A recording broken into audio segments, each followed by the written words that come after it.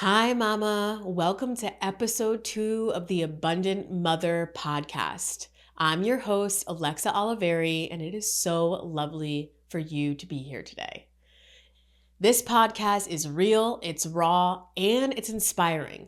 And notice how I use the word inspiring versus motivating, because inspiring is an energy that comes through you, comes in and out of your own body. And motivating is almost like a push, almost like a pull. And so the true inspiration that I want you to know, feel, and sense when you're listening to me and all the journeying that we're about to do is know that the true change, the true evolution comes from within you. You are amazing. You are beautiful. You are smart, and you are the mother. So kudos to you for showing up. I'm just so grateful to have you in this space.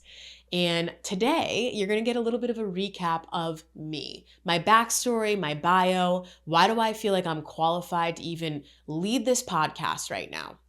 So I started off my life's journey as being a super shy and introverted girl. I definitely was the quote unquote wallflower. I was so terrified to speak up and use my own voice for anything. I couldn't do any public speaking without almost fainting, sweating, panicking for weeks on end before I had a presentation, all throughout school and college. And I had this wild idea, even though I was consumed with paranoia and OCD and anxiety about all these things. For some reason, my internal GPS system, or your intuition, had me sign up to be a major of public relations and communications. And that is a cosmic joke because I feel like that was my higher self guiding me as to what can I do to get myself outside of my comfort zone. Because it was very easy for me to just do pen to paper, be inward with myself and not speak up. And for many years, even throughout my college career in these public relations classes, I really didn't speak up much. And I had a really amazing mentor. And I would ace all the tests and the case studies, and I understood everything that it was that we were learning and teaching.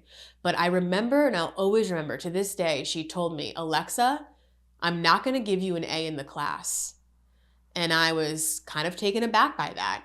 And she said, I'm not going to give you an A in the class because you don't speak your voice enough.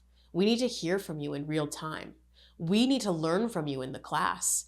You have wisdom to share and you're holding back. And so for that reason, you're not going to get an A. And I always remember that. I remember where I was standing and that message that came to me as powerful. If that conversation had never come, if I got awarded the perfect grade, I probably wouldn't be doing the self-introspection that was needed for me to break outside of my own shell. And so as I tell you this personal story, I want you to think about your own life journey. I want you to think about some hiccups that you've had or some missteps or some areas that you know that you're not shining as brightly as you possibly could, because we all have that. Whether it be public speaking or speaking your truth for you, whether it be overdoing it in some capacity or another, whether it be masking something or some things throughout your life, what is calling you, as I'm sharing my life story, for you to be vulnerable with yourself? How would you document your own story and kind of see and put together the puzzle pieces of the path of how you are where you are today and why? So kind of circling back to my story, graduating college with this public relations and communications major, I really was on a hunt to find a job. And I wasn't 100% sure of what that would look like or where I would land. And lo and behold, one day I walked into this very colorful Westchester, New York office. And it was for a job where I would be the marketing assistant at a really high-end shopping center outside of New York City. And I never had owned at that point a designer thing in my life besides maybe a Coach bag here or there. And I definitely didn't pride myself on fashionable knowledge or appear or show up in that way. And I'll never forget going into my very first interview and meeting the marketing director, whose name is Paula Kelleher. And she is this beautiful, larger than life woman, dressed head to toe, makeup, nails fully done. And I was like, whoa, this woman is powerful. I could feel it in the room how powerful she was. And as I went through the conversation, there was a calmness about me. There was a peace about me, but I do remember feeling intimidated by her. And I was answering the questions and going along on the journey. And at the end of it, she stopped me and she said, "You have the job and I'm going to make your life." That was it. You have the job and I'm going to make your life. And usually things didn't go that quickly. Usually it was like, let me talk to the HR director, let me talk to the general manager, let me talk to the powers that be, and I'll circle back with you in a week or two. But by the end of that interview, she was introducing me to other people in the office. And I thought, holy shit, this is a big moment right now. So here I go, fresh out of college, starting in this office that I thought, for all intents and purposes, that offices were really calm. I thought all of the different things I learned in college about like no harassment in the office and, all these educational pieces that were brought to us about like workplace wellness. I thought that offices weren't a place that were rough, I guess you would say. And I had grown up in Connecticut, and like I said, I was really quiet and painfully shy. And I just was not surrounded in like a fast-paced New York market ever in my life until this role. And I remember being around these amazing New Yorkers that just had these large personalities and were able to speak their truth on a dime, loudly, with confidence, to no matter who walked through the door. And there was a gentleman that I worked in the office with, and I was responsible for helping him kind of answer the door, answer the phones, and route the people that needed to talk to him directly. And he gave me such a hard time. I would say, "Oh, okay, this so-and-so person is here to see you." And he would look back at me and go, "What do you want me to do about it?" And I was petrified. I was like, oh my gosh, what am I going to do? Two people are going to be upset with me. He's upset with me. The person that's looking to see him is going to be upset with me. How am I going to handle this situation? And he did this for months on end. I mean, I would literally sweat so much that I would have to go to the bathroom and air dry my shirt. Okay. That's how stressful I found this environment to be at times. And then after a few months, I really worked up the charisma, and one day I said, "Hey, so-and-so's here to see you." And he gave me the same type of like brash attitude right back in my face about like, I'm not doing anything about it. And then I turned around and I said, "Doesn't matter if you do anything about it or not. I'm not going to do anything about it. They're here to see you. It is what it is." And I walked away. And it was the first time that I used my voice. I didn't care what his perception of me was going to be. I didn't care about the good girl persona. I didn't care about making sure that everybody was helped and making sure that I had to do it all. I just was needed to be there to speak my truth. And from that day on, he turned to me and he said, "See, Alexa, I gave you this hard time so that you could find that voice within inside of you, so that you can come to that place inside of you that you could say, no, this is what it is. This is how I'm doing it. This is how I'm going to deliver it." And I'm always so, so, so appreciative to him and that gift that he gave me, because sometimes in life we do need to be given a hard time in order to find our true voice and our true self. And that was definitely a gift in disguise that he had gifted me. So again, I'm going to correlate this and relate this back to your own life. Where could there be a gift in disguise for you? Whether it be a challenging situation or a challenging pattern that pops up, whether it's a challenging person that's in your life, maybe someone's not following your rules as it relates to parenting, or your hopes and dreams as it relates to parenting. And you're kind of putting a lot of projection on that person of like, well, they're not doing things the way that I want. Well, what if it's really a true lesson for you to go deep within yourself and find that voice, that really confirming, clarifying voice of, no, this is the way that it's going to be and this is how it's going to go. You're either on board or you're off board. So really relating back at your own life and thinking, what is this? As Alexa's sharing her story about this person that gave her such a hard time, but then after months, this was not after a day, this was after months, was able to find her own voice. Where in my life is this showing up for me? So all throughout that time, I worked with Paula. And Paula, to me, had the most confidence of anybody I've ever met in my life, and still does to this day. I remember we would be in crowds of like 400 people. And we were responsible because we did marketing and events for putting on all the events and marketing all these amazing shops and putting on fashion shows and all these sort of things. And it was nonstop. And she would literally turn to me and be like, "Oh, hey, can you remind me, which fashion show this is? Which event are we even at? Like, just give me a brief synopsis of like what's going on here." And I would give her a debrief of the event. She would take the mic from me, walk out on stage, and mad lib the entire thing. She just allowed herself to open to spirit, have spirit come down in her, whether or not she knew that's what she was doing or not. She just allowed herself to intuitively be able to work the crowd, say the words that needed to be said, and pump everybody up and make everyone feel joyful. Every single time someone walked in the room, she would always pay them a compliment. Anytime she came across my parents, she would always tell them what an amazing job I was doing.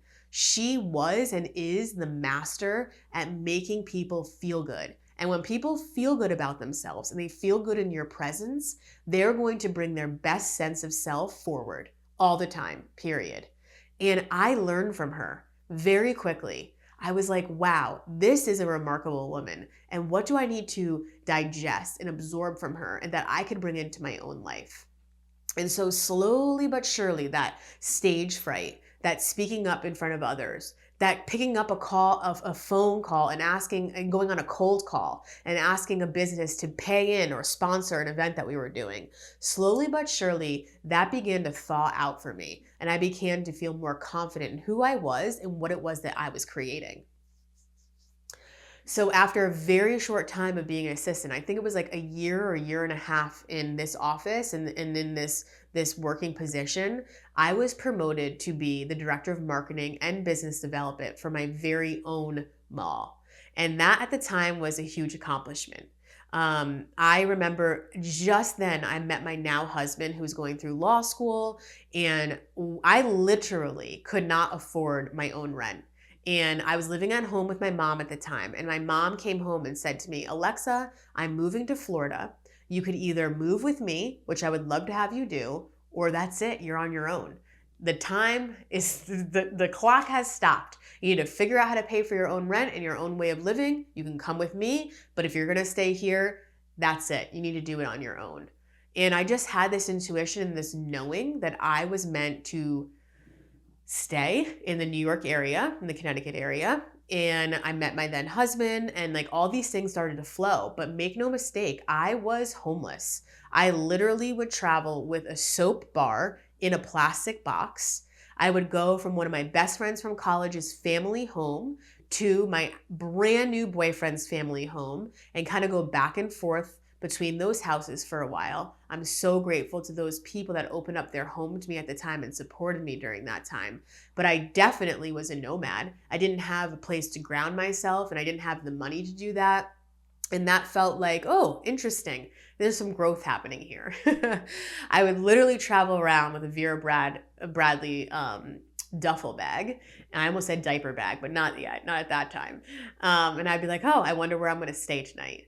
And so again, I want this to be a reflection and a mirror for you that was definitely probably a struggling time in my early 20s.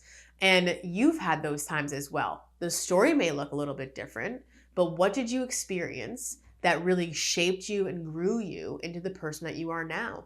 And why I'm so grateful for that experience and how that's led me to where I am today. The same thing could be said for you. So I knew in my mind, like I was going to be someone that like was able to afford my own rent and have my own place. And this opportunity came up where I was going to be promoted, and there was a few different people that were in the runnings and more people that say had more experience than I did. But I went in so clear, so confident into multiple rounds of interviews that this was the job for me. And well and behold, I was awarded the job. It was a huge increase in pay. I was able to move my boyfriend and I, who was in law school at the time, out of his family's house and secure our very first apartment together on a top floor of a brand new apartment. And it was just like, wow, like look what I was able to accomplish when I really set my mind and my heart to that. So during that time, I really fell into my career. I knew that my career, my work was really important. My mom was a working woman, a working mama. And really, I remember from early childhood hearing the sound of her high heels every single day clicking on the floor. And I'll always feel what a powerful sound that is. That is a very powerful sound of a woman walking around in high heels. I myself am not a high heels wearing woman, but I can appreciate that sound. And what it correlates to me is powerhouse. And so my mom was that. She exemplified that. She showed up to work every single day, looking, literally crossing all the T's, dotting all the I's, perfect hair, perfect makeup, perfect all the things. And she worked her way up in her career. And I felt like, this is exactly what I'm going to do too. I'm going to emulate what my mom did. And while I achieved career success, I definitely had a sense of loneliness. My husband, my boyfriend at the time, was really, really busy, focused on passing and studying for the New York bar exam. And that requires endless, endless hours of studying and studying and studying. And that means that he wasn't around. He wasn't present in our apartment together very often. You know, date nights were few and far between. His hours of entering the house like wasn't any earlier than 10 p.m. And I felt kind of like I was when I was a child, where I come from divorced parents and other marriages in the family and all these great things that make up a modern family. But at times I really felt like I was alone growing up. And so I was like, here comes this feeling again that I've kind of manifested in my relationship. And again, this is another hint, another nugget for you to think about this. How did you feel in your childhood? How did you feel in your relationship? And how might you be coming across very similar feelings in childhood that you do in adulthood? And what is the purpose? And where is that coming from? Where is that teaching coming from? And instead of allowing myself to feel into the loneliness and into the abandonment of that feeling, I took myself on an inward journey of reflection. And at the time, there wasn't as many, podcasts, certainly not, and almost like spiritual channels or areas of access that you can go to. And I decided I was going to type into YouTube, like, what is my purpose and what is love? What does love mean? Even start there. And so I would spend my nights kind of looking around on YouTube and watching videos of how to find my purpose and really coming in contact with like what love was. And I realized that love begins, almost the entire journey of love is really inside of you. It's a relationship with self. Love is a relationship with self. And I knew that I did not love myself, really. I was really shameful. I carried around a lot of shame about how shy I was and how lonely I was. I carried around a lot of shame about weight that I was holding on to. I carried a lot of shame about being able to speak up about certain things, past relationships that I'd gotten myself into. And I truly did not really honor and love myself until those moments where it was just me, pen to paper. I began the practice of journaling. And I began this practice of journaling so that I could kind of uncover what my brain, what my heart wanted me to know, what I needed to say. And so again, this is a really great time and a really great reflection for you to also allow yourself to go onto the same journey. I know that sometimes we think to ourselves, I don't want to feel the feelings. I don't want to feel the loneliness. I don't want to feel the abandonment. And I certainly don't want to feel the shame or the guilt that may come up. But I promise you, the best thing for you to do is get it out of your body. The best thing for you to do is get it from pen to paper outside of you.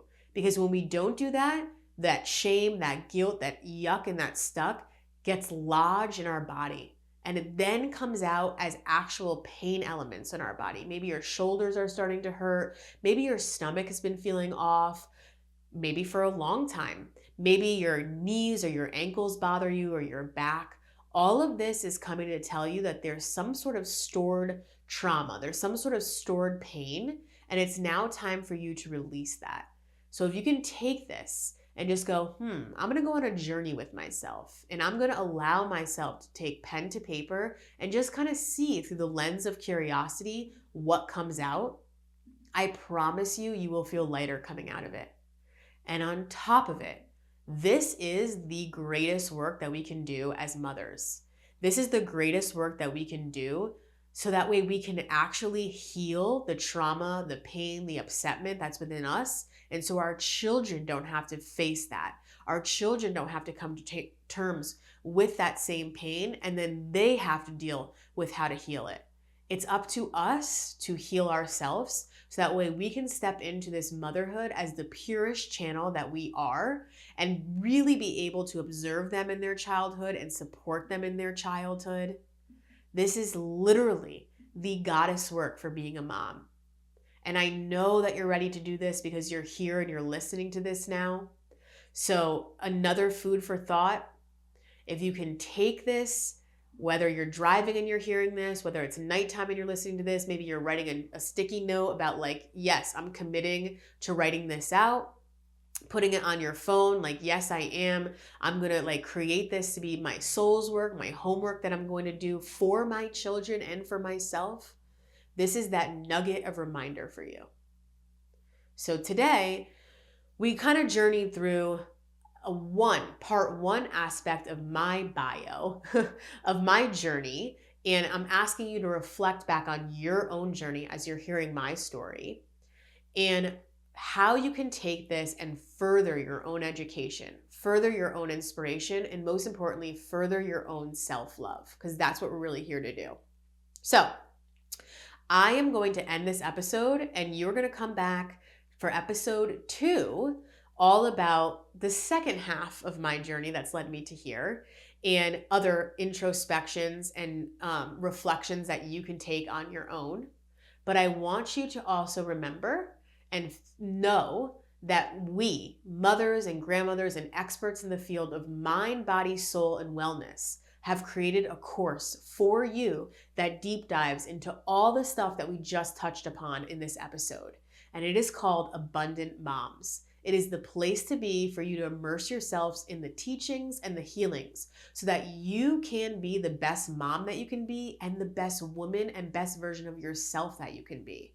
Because the true work, the true way that our children thrive is seeing and experiencing a thriving mother. And that's what Abundant Moms is all about. You can check it out, look at it in the show notes. You'll be able to see more about it, see what practitioners are teaching, a lot of amazing women, including myself. And I know that you are meant to join us on that journey inside of that space. It's an exclusive space where you will be able to get real mentorship and real guidance of things that you're going through in life. I send you all the love and all the light. See you next time.